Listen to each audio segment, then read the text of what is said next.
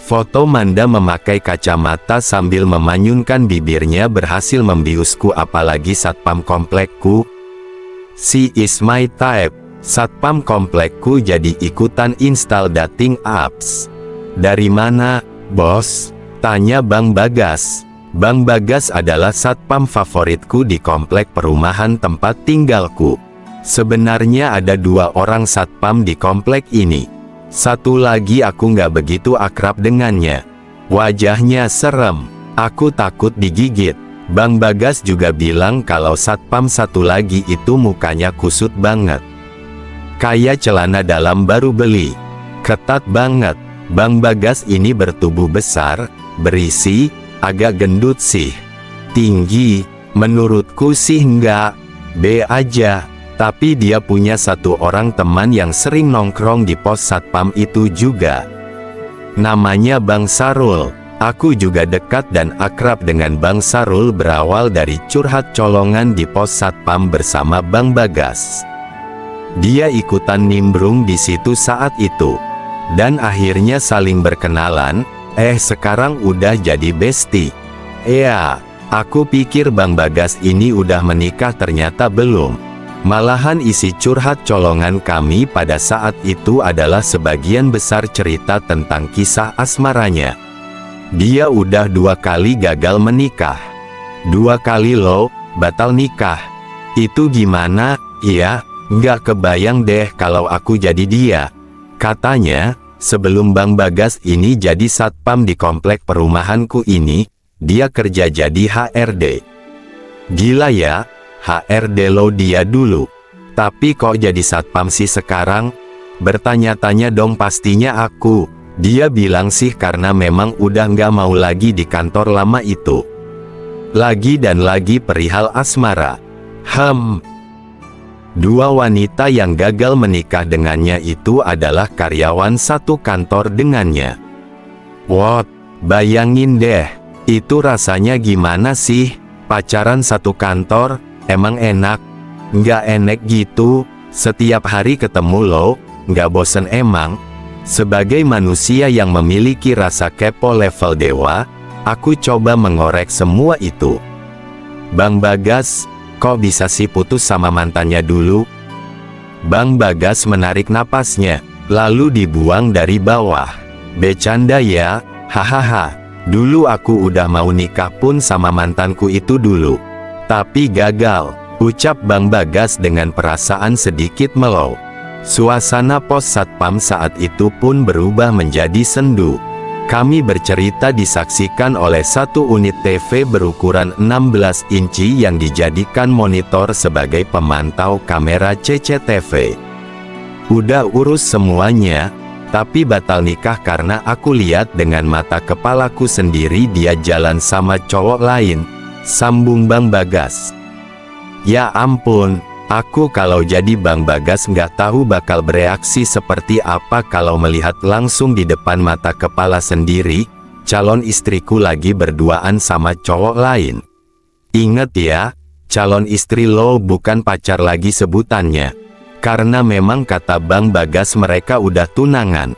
Usut punya usut nih, ternyata saat pacaran pun sebenarnya cewek itu udah selingkuh duluan tapi tanpa sepengetahuan Bang Bagas. Wadidaw, berarti bangkai ini disimpan udah cukup lama. Aromanya semakin terasa busuk, makanya jadi kecium. Ketahuan deh, tapi katanya sih emang dasar si cewek itu nggak demen sama Bang Bagas, menurut ceritanya. Jadi kalian kok bisa pacaran sih, Bang? Tanyaku penasaran. Bagas duluan yang suka sama dia, sahut Bang Sarul. Bang Sarul jadi ikutan nimbrung dengan kami. Momen itulah yang membuat aku jadi akrab dengan Bang Sarul. Iya, aku duluan yang suka sama dia. Tapi ternyata kayaknya aku cuma pelampiasan dia aja.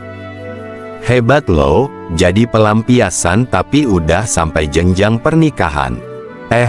Maksud aku tuh sampai berencana buat nikah.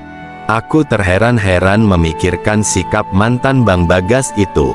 Kok bisa ada ya cewek modelan kayak begitu? Ternyata nggak semuanya lo cowok itu brengsek. Bang Bagas salah satu contoh satboy bukan playboy. Bahkan pacarnya yang selanjutnya juga begitu. Bernasib yang sama. Tapi yang ini sih alasannya karena orang tua nggak merestui. Padahal bukan orang tuanya nggak setuju, tapi dianya emang nggak mau samaku. Ada cowok yang lebih mapan dari aku. Tahu diri kok, aku cuma satpam, ucap Bang Bagas. Satboy sekali. Baiklah, kali aja yang membaca tulisanku ini adalah seorang wanita berstatus single. Bolehlah merapat agar aku kenalkan dengan satpam komplekku ini. Hahaha. Nah, kalau Bang Sarul gimana nih? Tanyaku menyimpan rasa penasaran. Bang Sarul menatap mata Bang Bagas. Aduh, mereka sweet sekali saling tatap begitu. Aku, jangan ditanya, mana ada yang mau samaku, kerjaanku aja kayak gini. Aku bisa merasakan atmosfer satboy malam itu. Dan kami bertiga berkumpul menjadi trio satboy. Bang Bagas dan Bang Sarul saling bertatapan dan melempar tatapan itu padaku. Kalau bos gimana nih? Punya cewek nggak? Masa kami mulu yang diinterogasi? Ucap Bang Bagas sambil tersenyum mengejek. Sial. Aku dipanggil bos sama Bang Bagas karena di komplek perumahan itu mayoritas orang kaya. Meski sebenarnya aku nggak merasa sama sekali sih ya, tapi faktanya memang komplek perumahan tempat aku tinggal ini adalah komplek termasyhur di daerah sini. Cielao, sombong amat. Aku menghela napas, lelah sekali setiap kali berhadapan dengan pertanyaan sejenis itu. Karena memang udah 5 tahun terakhir ini aku tidak mendekati wanita manapun. Walau selera tak pernah bohong, tapi gejolak itu selalu padam di tengah jalan. Karena aku tahu pasti akan berakhir sama seperti cerita sebelumnya. Aku nggak punya pacar. Kelihatannya Bang Bagas dan Bang Sarul tidak percaya. 5 tahun jomblo, serius? Kok pada kaget? Siapapun kaget setiap kali mendengarkan pernyataanku itu. Aku lagi fokus sama karirku, jelasku. Wanita vs karir, pilih mana? Kalau bisa jalan beriringan, wah mukjizat sih buatku. Karena aku tipe bucin goblok level dewa, jadi suka kebawa perihal asmara kekerjaan. Jadi malas kerja, makan juga jadi malas.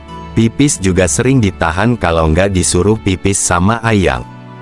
Cielao, lebay banget, ya, hahaha. Kita bertiga ini hanya rumah singgah buat wanita-wanita itu, celetukku tiba-tiba. Aduh, jadi mewek deh Bang Sarul. Aku ngerasain banget sih. Aku juga, rasanya kayak ngejaga jodoh orang. Bang Bagas hampir meneteskan air matanya. Mungkin dia jadi teringat masa lalunya 2 kali batal menikah. Ah, udahlah, kok jadi satboy gini kita? Ayok sebat dulu. Aku menawarkan sebungkus rokok pada mereka. Dan memang biasanya kalau aku mau merokok tapi bukan di rumah, aku pasti ke pos satpam dan merokok bareng mereka berdua. Malam mulai terasa larut. Aku senang nongkrong di pos satpam komplek perumahanku. Sering lupa waktu sampai nggak sadar ternyata udah jam 1 pagi. Bayangin aja deh, kami bertiga di situ dan aku merasa seperti satpam baru di situ lagi dinas malam. Hahaha, aku mengecek gawaiku. 1 pesan baru masuk dari Manda. Aku senang banget, jelas, karena aku menunggu balasannya kayak nunggu panen durian. Mataku langsung melek padahal tadi udah sempat merasa ngantuk bahkan gak yakin bisa pulang sendiri. Takut ketiduran di aspal komplek. Maaf ya baru bales. Orang cantik kayak Manda sih bebas. Pasti dimaafkan, hehehe. Setelah membalas pesan dari Manda, aku sengaja membuka lagi foto-foto Manda dan memandanginya. Malam makin larut, makin buat halu ya. Masih kepikiran kenapa sih Manda mau swipe right. Saat itu dia melihat profil aku gimana. Wow banget atau wow aja nih? Wow. Hahaha. Katanya nggak punya pacar, kok malah liatin foto cewek? Siapa tuh? Bang Sarul berhasil membuatku tersentak kaget dan buru-buru mengunci layar ponselku. Bohong dia mah sama kita. Katanya nggak punya pacar. Tadi barusan aku lihat foto cewek bertopang dagu gitu, ucap Bang Sarul pada Bang Bagas. Masih mending bertopang dagu, kalau Manda mau bertopang hidup kayaknya tunggu dulu deh. Masih merasa belum mapan, aku mau kejar karir dulu. Cielao, siapa, bos? Kasih tunjuk ke kita, jangan disembunyiin tuh cewek. Awas bersemut loh kalau disembunyiin terus. Soalnya semut tahu kalau ada yang semanis gula bakal dikerumunin tuh. Kasih tunjuk ke mereka gak ya? Aku curiga, mereka malah jadi naksir pula sama Manda. Janji sedikit aja, ya. Pelit banget dia, astaga. Rasa penasaran Bang Sarul mulai memuncak. Begitu juga dengan Bang Bagas. Tapi kali ini Bang Bagas benar-benar excited, karena biasanya aku cerita sedih mulu tentang cewek di pos satpam. Kali ini dia yakin bahwa ini angin segar. Mereka menebak pasti Manda adalah gebetanku. Aku pertama kali melihatnya di dating apps, ucapku sambil perlahan memperlihatkan foto Manda pada mereka. Satu persatu foto Manda aku tunjukkan. Hingga salah satu foto Manda yang memakai kacamata berhasil membuat mereka terpukau. Jujur, foto Manda itulah yang berhasil buat aku tergila-gila. Semua orang tahu kalau aku menyukai wanita berkacamata karena pasti terlihat cerdas. Wow, she is my type. Ini sumpah, cantik, tegas Bang Sarul sambil memukul meja yang ada di pos satpam.